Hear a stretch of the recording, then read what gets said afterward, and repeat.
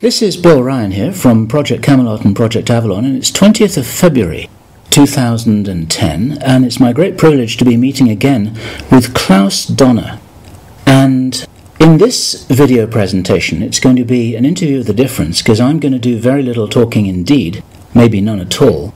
And Klaus is going to be doing an audio commentary on one of his extremely special, unusual and fascinating slideshows about the artifacts and the various phenomena that he has been researching, discovering, investigating personally all over the world, relating to what I think you could legitimately call the hidden history of the human race. Would you say that that's a good summary, Klaus? That's a very good summary, yes.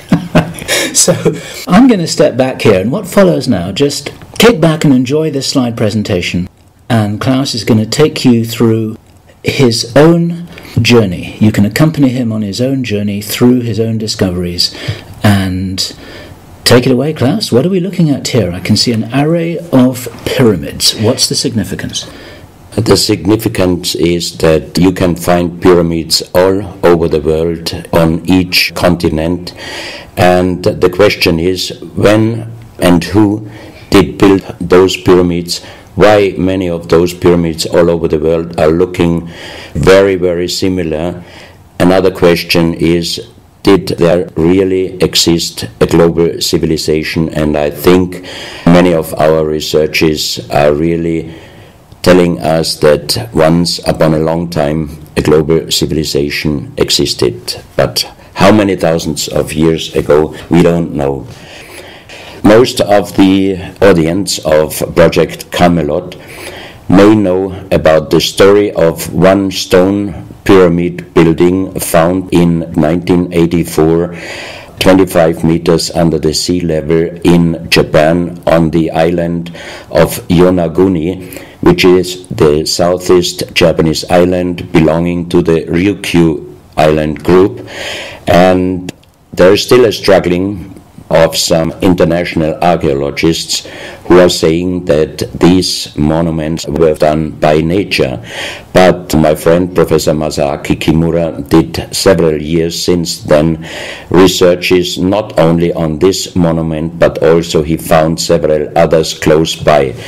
On the right side down you have a model, and one thing nature is definitely not doing on top of two platforms of this monument. There is one huge stone turtle and one huge stone bird like an eagle. Nature is doing many things, but not such a precise, perfect monument, and the question is, where are all the stones? If nature would have done it broken down, where are those stones? There are also streets, and there was also found a stone stadium like a Roman Colosseum with stone seat rows and stone stairs. Nature is great, is doing many, many great things, but not such perfect buildings. Here you have the huge stone turtle, and you can see also how small is a diver against this big monument. Here you have one street with stairs going up. Here again a very close-up picture just to recognize the size of this huge monument. Here you can see some world maps. On the top, on the right side, you can see the Piri Reis map, which was used already long time before Christopher Columbus came to America. And you can see how perfect this map was already in the beginning of the 16th century, showing part of Europe, of Spain, Portugal, part of Western Africa, and also part of South America. We do not know until now who was able to make such a perfect map already centuries ago, and on the rest of the Piri Reis map, which we do not show on this picture, you can also see the Antarctic without ice. In 1956, researchers found out that the Earth under the ice mass at the Antarctic is exactly like the Piri Reis map was showing. So this Berry Race map should be at least older than 10 to 12,000 years. But the next question would be, who was able to make such a wonderful world map?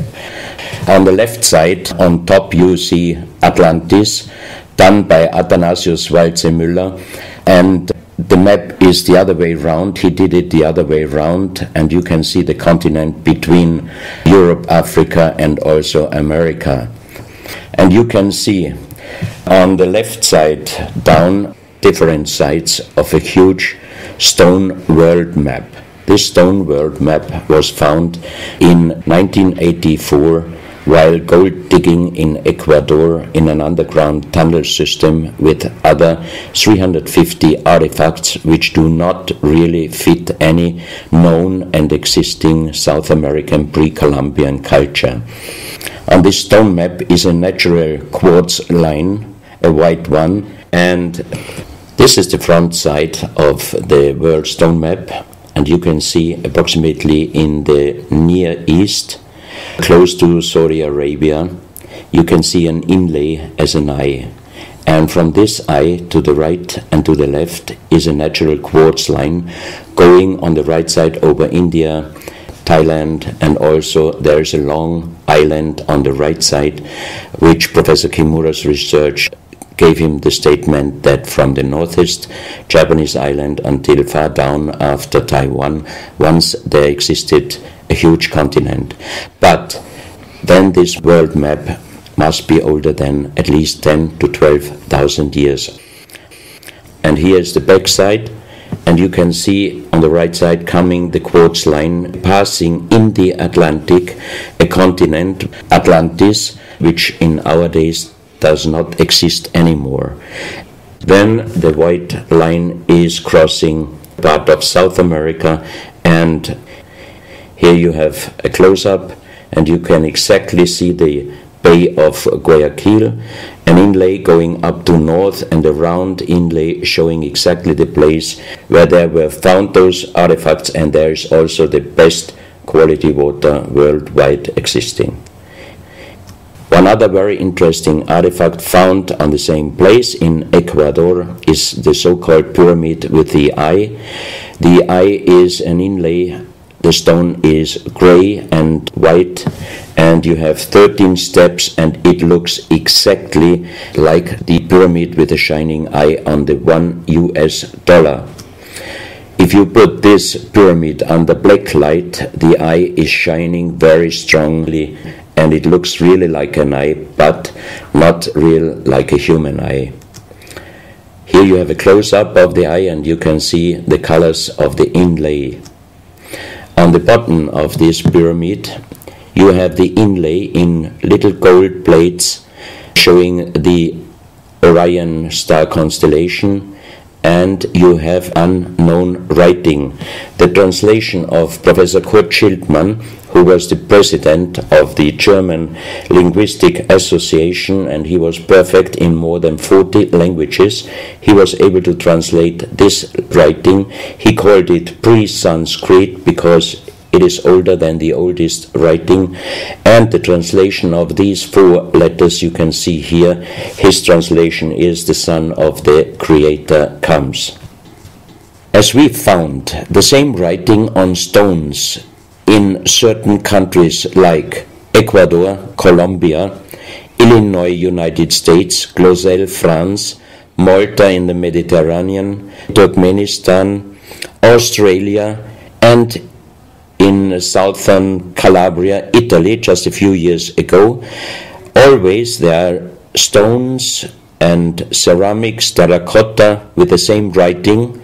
That means this writing existed once worldwide, and that means there must have been a global civilization older than Sanskrit, older than 6,000 years. And Professor Schildmann also told me that this writing has a little similarity to the Indus writing and also to the Easter Island writing. And as he said, this is older than Sanskrit. He called this writing pre-Sanskrit. On this stone, you can see on the top the 2 eyes, and then you see the right hand holding the pyramid and putting the left hand on top of the pyramid. That means showing how to use this pyramid with the eye. On this stone you can see an encarving, sitting a man on a stone holding the pyramid exactly as it was shown on the artifact before. From his eyes are going rays out, and on the right side you see two bowed persons. On his head he has something like a small helmet, and from this helmet goes up like an antenna to a strange object over him. And here you have the photo of the discovered helmet. We could not yet make a metal research or checking what kind of metal was used, but you can see in the center of the helmet that something is missing, and that might have been this kind of antenna which was shown on the artifact before. Another very strange finding from the same place is one big jade cup and 12 little jade cups. As the 12 cups are man-made and each one is a little bit different in size, if you fill them up perfectly with water and you put the 12 cups of water inside the big cup is completely filled. The next strange thing is that you can see on the little cups numbers which are looking like the Mayan numbers, but if you compare them with the Mayan numbers, you find out that there are some little differences. And on the big cup you can see a perfect inlaid star constellation, also showing the Orion and other stars. And inside the big cup it is very, very magnetic, and outside the cup nearly nothing. Professional geologists are saying this is impossible, because if a stone has metal particles inside the stone, it must be same magnetic on both sides. Here you have a close-up of the big cup, and you can see a perfect inlay of star constellations, and they are shining very brightly if you put black light on it. Here you have some small cups that you can figure out more clearly the style of the numbers inlaid in a strange material, also shining under black light. That's another piece, a jade plate with the same star constellation inlay like on the big cup, and two persons facing the sky, and on the next picture you can see that also the eyes of these two statues and the star constellation is shining very strongly under black light. This was once a hard-formed brown stone, changing the color in the center of the stone into black, which usually in nature does not happen.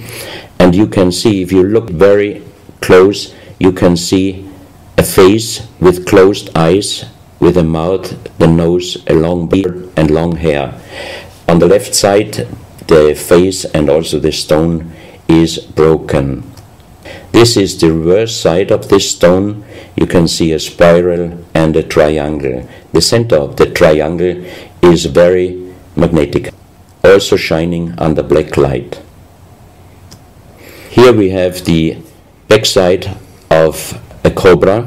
The cobra never existed in South America, but this one was found at the same place.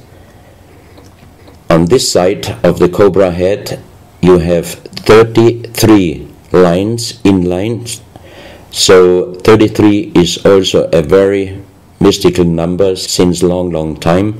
And on the left side and right side you have 7 points inlaid, and maybe these are the chakras. Also this cobra head is shining brightly if you put black light on it. Another object here, you have a perfect worked dolphin head, and also this artifact is shining under black light. Here you have a kind of stone helmet. You can put this granite stone helmet on your shoulders, or you can lay your head inside it, and the inlay points which you see on this helmet, some experts told me that these points are exactly the acupuncture points on the human head. Here you can see how it might have been used, and a few months ago they found at the same place an unfinished stone helmet. So that means that also some of these artifacts were made directly in Ecuador, but many years ago. And also the inlay on this object are shining under black light very bright. This is a fantastic jade snake, and also the inlay points are shining under black light. Here we have one artifact which is very perfectly carved on the back side, so that means it might have been used to put this artifact on the front of your forehead. You can see the two eyes inlaid, and on the reverse side you have the so-called third eye. Maybe this artifact was used for some ceremonies or for meditation. Here we have a jade plate with an inlay of a spiral, also shining brightly under black light. Another one, you can see 7 rings inlaid in the jade plate and also shining under black light. Maybe this also could be a presentation of the 7 chakras. Here is one of the ceramics found there. It's a great masterpiece, and the question is, how can you make this artifact out of one piece of ceramic? Here we have another pyramidal stone found also in Ecuador. On top you see the pyramid with the eye, and you have down several spirals and symbols. Some of them are very similar to the churchward Nakal plates, which he found 1880 in India, and the translation was talking about the sunken continent of Mu. This is a marble with another inlay of a spiral, also shining very brightly under black light. Another stone in a pyramidal form with an inlay of an eye. Here you can see again the pyramid with the eye, and on the bottom you see the Orion star constellation, the 3 Orion stars, which might focus us to the 3 pyramids in Egypt. Here you have a ceramic statue. You can see the style of sitting is not real pre-Columbian style. It looks like the lotus seat from Asia. On top of this statue you have a head with some points, and it looks quite similar to many of the Buddha presentations. He holds a snake in his mouth. The snake is a very mystical and very often presented object. So that means this statue is not from any existing or known pre-Columbian culture. Even the next one, you can see that how this statue is sitting, it looks more the direction of Asia. On top of his head, again a very strange head, and in the center you can see like the head of a frog. Also the frog is a very mystical animal in old South American pre-Columbian culture, but also in Africa and also in Asia. Here another ceramic statue holding a kind of plate in his left hand, and it looks also not really pre-Columbian culture. This another very strange artifact holding a stick with a snake. Again we have the snake here, and the question is where and who this statue was done. This is a photo of the Altiplano in Bolivia. archaeologists and researchers found out that at least before 4,000 years there was happened a very big impact in Argentina, and the shock wave of this big impact destroyed many stone buildings in the Altiplano of Bolivia. You have here a picture of Pumapunku, a very strange place close to Tiahuanaco in Bolivia, and you see tons of stone plates with perfect work on it destroyed. Maybe this was the reaction to the big impact in Argentina. Here you have my friend Giancarlo Bonfanti, Italian researcher, in the center of the so-called Sun Gate in Tiahuanaco in Bolivia, and some researchers write that the figurines on top of this side of the Sun Gate are showing the Venus calendar. Here you have one of the big stone plates from Pumapunku, and you can see how perfect this stonework was done. And the question is, could you do such perfect work with simple tools? Close to this area, they found skeletons with a size of 2.6 meters. And the picture on the top shows you the skull of one of these skeletons, and it looks like it is deformed, but definitely these skulls are not deformed, they are natural style, like an egg. On this photo you see how strong the jaw of those skulls were. This is a front view, and the most interesting photo is this one, because you can see that the top of the skull does not have the three plates which we have as Homo sapiens, and that shows us that these skeletons are not Homo sapiens. What we might be able is doing a DNA check and an age dating on these skeletons, because we are very much wondering what kind of humans did exist long time ago and how long ago. On the next pictures I show you some artifacts found close by the real giants, and when I first time got this mask in my hands I tried to look through the two eyes. At that time I didn't know that they were belonging to 2.6 meter skeletons, and I was just wondering, why did they make masks where you can only look out from one eye? But after knowing that those people were over 2.5 meters, I could imagine that their skull was of course bigger than our skull, and that's why these masks were for us oversized.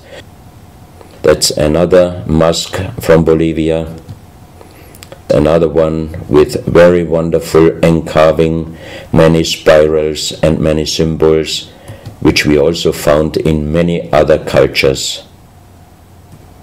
This is a very heavy stone figurine, and again here you can see on the top the head of a snake going down on his backside. This is the reverse side, you can see again the snake. So that means the snake must have been a very, very important animal in the past of our history. Here you can see a stone flute. The strange thing is that the vibration of the sound of these stone flutes is exactly the same as our brain waves. So that means maybe those flutes were used for meditation or for healing purposes. And each two holes are connected perfectly with each other. That means you can make perfect holes into this very, very hard stone, but how you connect with simple tools the two holes on the bottom, this would be even in our days a very difficult work to do. Because it's in the shape of a U and it curves round inside the stone. That's right. And with simple tools, you are definitely not able to do such a work. And even the holes are very precise. This is the form of a boat, and you have 3 flute pipes at the end. Here you can see how perfectly they were made. This is another flute, very small. You can use it only with very soft blowing, and the sound is like the sound of the dolphins. This is an artifact where we do not have any idea for what purpose it was used. Now we are in Colombia. On the next few photos, I show you very strange artifacts from Colombia in South America. The most famous industrial designer and architect in Colombia, Professor Jaime Gutierrez, is collecting strange artifacts from his country already since centuries. His most important piece is the so-called genetic disc. Here you can see a disc made out of lyddite, a very hard stone. It's nearly the same hardness as granite, but the structure of lyddite is like leaves, so it would be quite impossible to make the same disc in our days out of the same material. The diameter of this disc, we call it the genetic disc, is about 27 centimeters. And on this disc you have several things presented which usually you can only see with a microscope. For example, on the left side around 11 o'clock you can see one egg, human egg, without, and another with spermia. On the right side at approximately 1 o'clock you can see some spermias. And then you have several very strange presentations which we could not explain. But here on the left side you have a microscopic photo from the inside of a lady done by a Swedish photographer, and you can see that the egg without and with spermia looks exactly like the presentation on this genetic disc. On the reverse side you have on top several presentations of fetus in different size, different age, ending up with looks like a little child.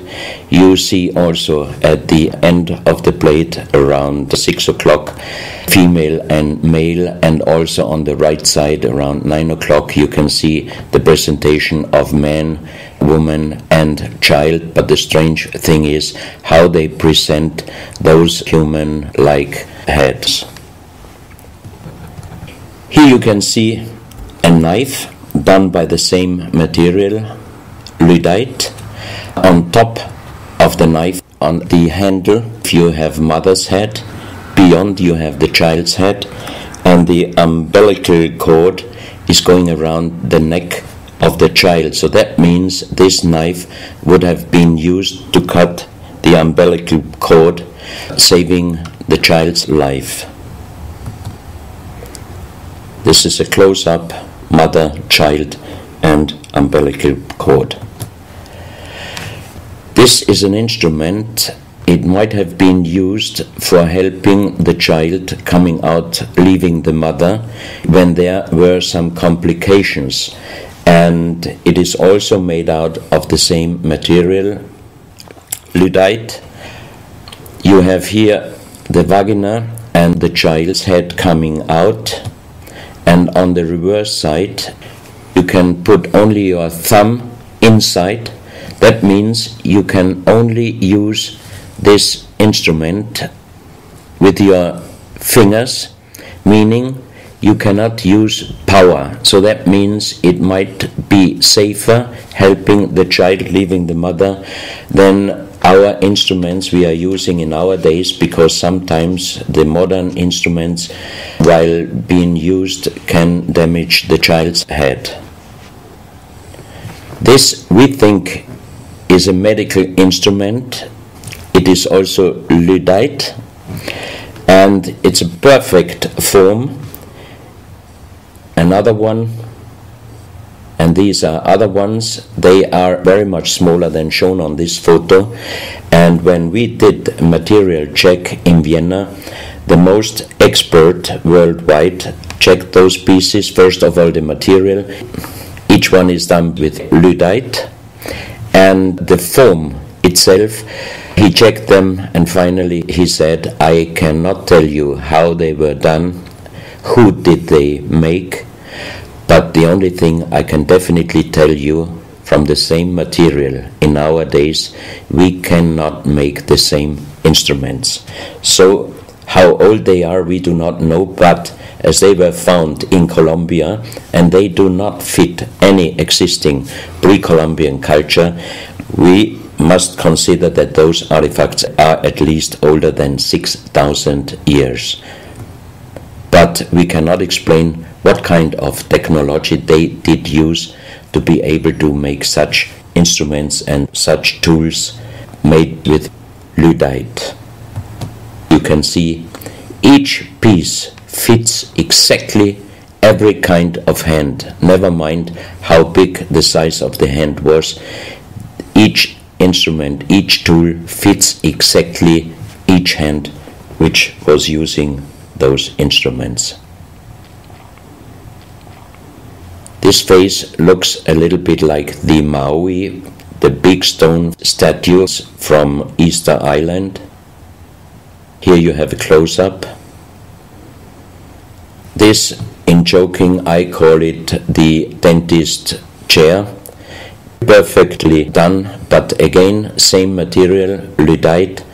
And the strange question is, why, if they could make such perfect figurines out of this very difficult material, why did they show the human face always with big round eyes and a little nose and a big mouth? There is no real explanation possible. This is again one piece from Colombia, lyddite. On the front side you see the mother holding the baby, and on the back side you see the man with armors, most probably for hunting. This stone figurine was found in Colombia. It looks exactly like the Maui statues from Easter Islands, but it is only about 30 centimeters in size. This is another masterpiece of stonework. You have on both sides presented one bird, but if you look at the front side, you can see that the two birds presenting a face, and on the left side, between the bird's head and the wings, you see again this unknown writing which we found on stones from all over the world. This is the mother holding a child, very strange face, and it's a kind of jade material. This is another stone from Colombia showing an armadillo. On top of the armadillo you can see a strange face with long ear and two horns on top. On this artifact you can see a smiling face on top. You have two triangles on this side, and on the other side, on the right side, you have a face. Again, the animal face on the right side, and some unknown symbols. And on the bottom of this object you see an animal, looks like a crocodile. Now we are moving to Guinea, West Africa, very close to the border with Mali. They found on a huge granite mountain the half portrait of a lady done in granite stone, and the size of this statue from top of the head until the middle of the torso is exactly 150 meters. So this is a real big question. Who might have been able to do such a huge granite half portrait in a mountain at least 10 to 12,000 years ago, because the Italian geologist Professor Pittoni was on the spot. He did these photos and he checked the earth on the bottom of this mountain, and his calculation was that this stone monument must have been done at least 10 to 12,000 years ago. But then we have the real big question: who could have been able to do such a big stone monument? Even in our days it would be impossible, or at least it would cost so much money that it would never be able to do. And if you look at the close-up of the face, some experts told me that this face definitely is not European, but also of course not black African. It must be either South American or Asian culture. But then again, we are at the point 10 to 12,000 years ago. It might be the civilization, the lost civilization from Atlantis. Close to this area in Sierra Leone, Professor Pittoni was in charge of diamond excavations. And as he heard in this area a legend about Allah was angry with some angels, and he put them into stone and throw them to the earth. He put the sky, also made it into stone and throw it to the earth, and he put the stars and throw them to the earth. The legend says that the sky you can see on this stone, they call them sky stones, sky blue stones found in this area under the earth. And we did research in Vienna. This is definitely artificial stone.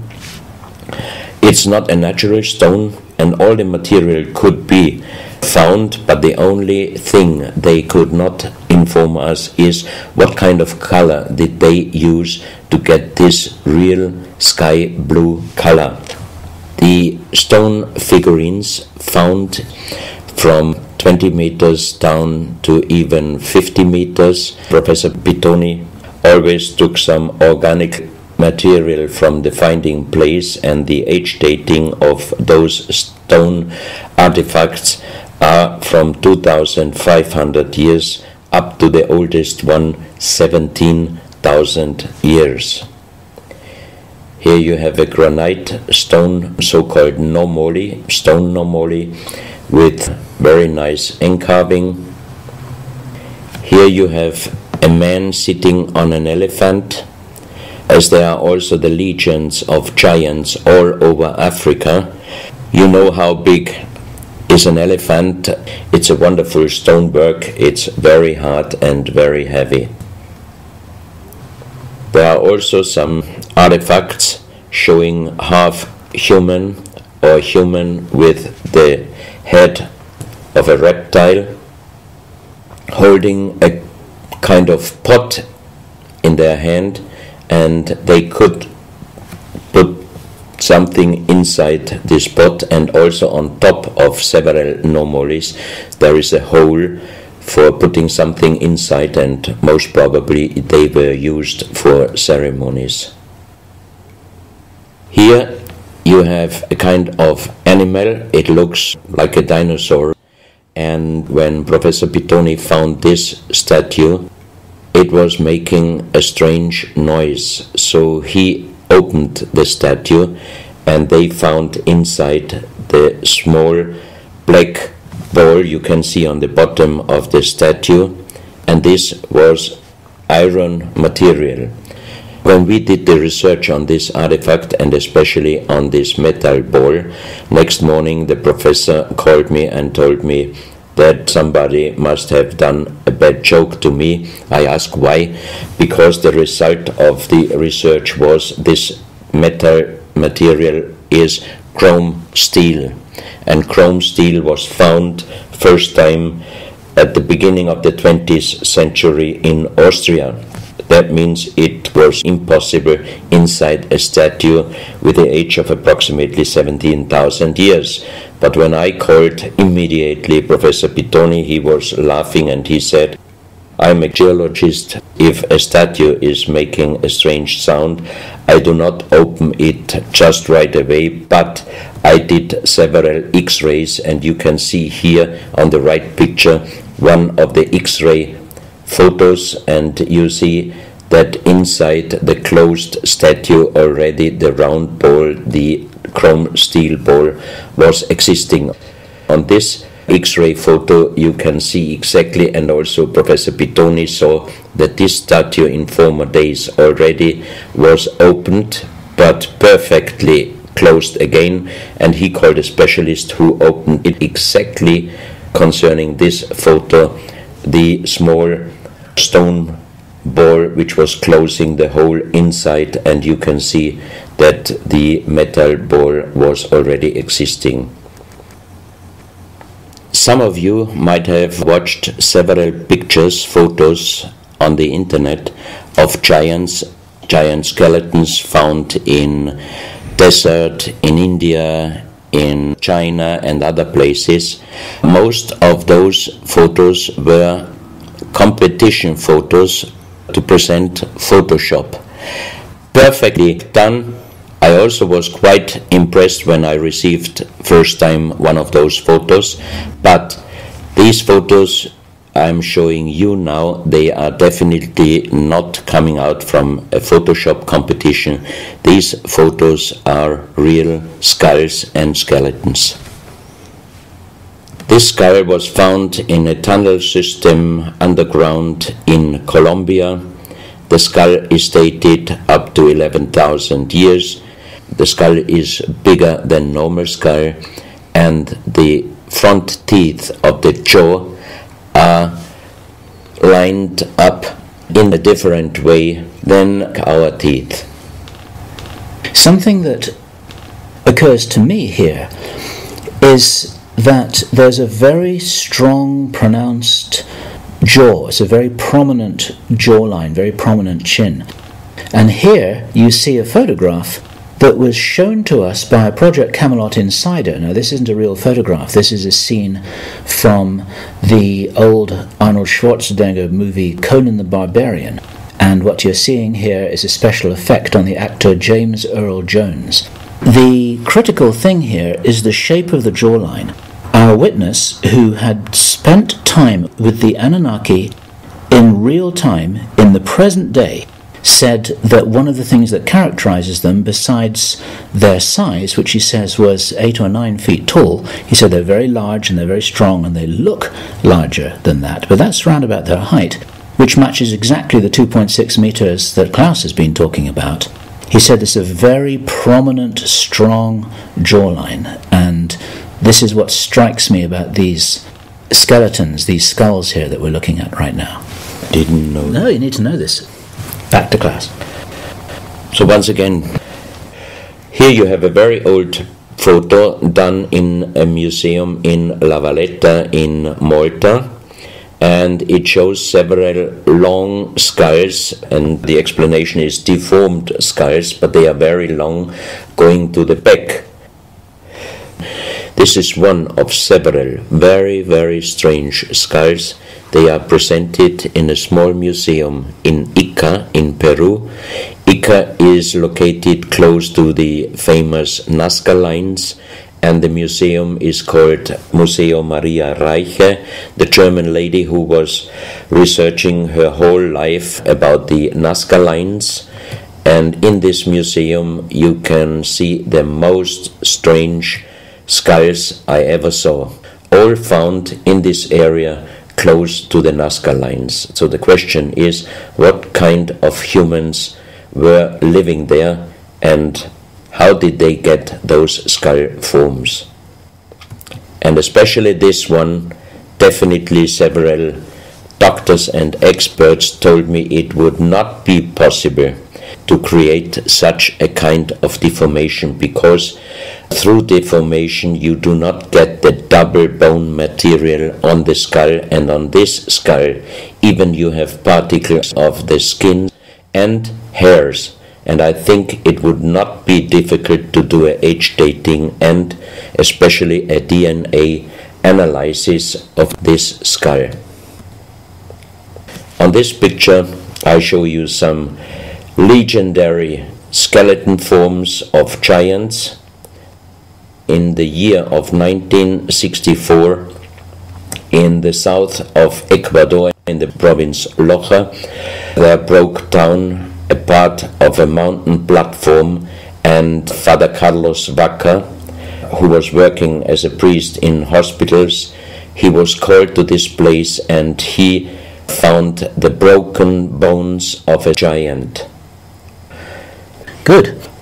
Well, Klaus, I asked you if you would take us on a journey, and for the last nearly an hour, I think it is, you've taken us on a fascinating journey not only around the world, but through time, back as long ago as 17,000 years. And it's a real reminder of how little we know about what our history really is.